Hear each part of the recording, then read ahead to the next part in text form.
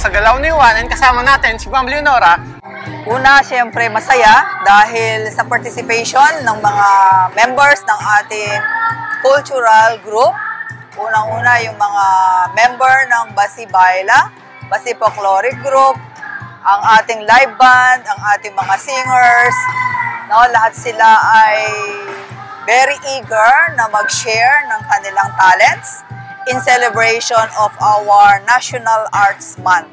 At this is the first time kasi na nag-coordinate kami for the celebration of National Arts Month so that we can show or showcase the talents of our students and encourage other students of Basi, soon to be BSAU, to join our group.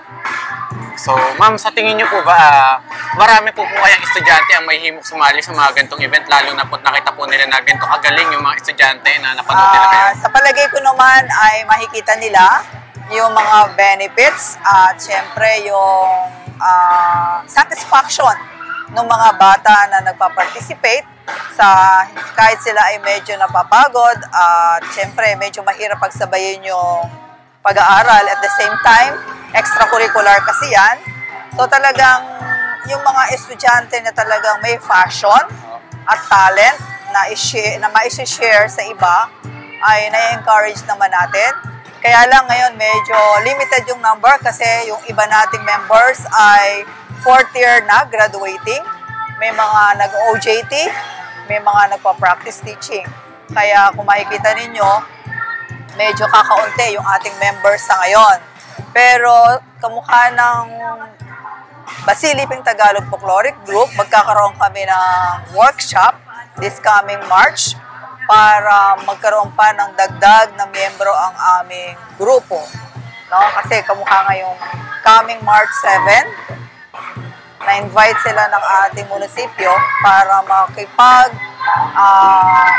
mag-ambag ng kanilang intermission number para sa gaganaping awards night.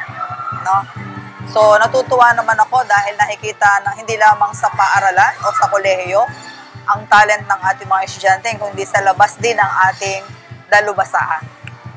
Baka po ma'am may gusto po kayong batiin ngayon para po pagkakataon niyo po. Sa mga estudyante natin na nakinig, nanood at nagtiyaga na sumuporta sa ating programa sa pagdiriwang ng ating National Arts Month, maraming salamat sa inyong panonood.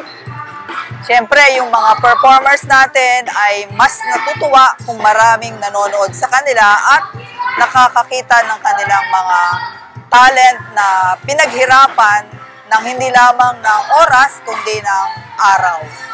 Yun lamang at maraming salamat po. Thank you po ma'am sa interview po natin.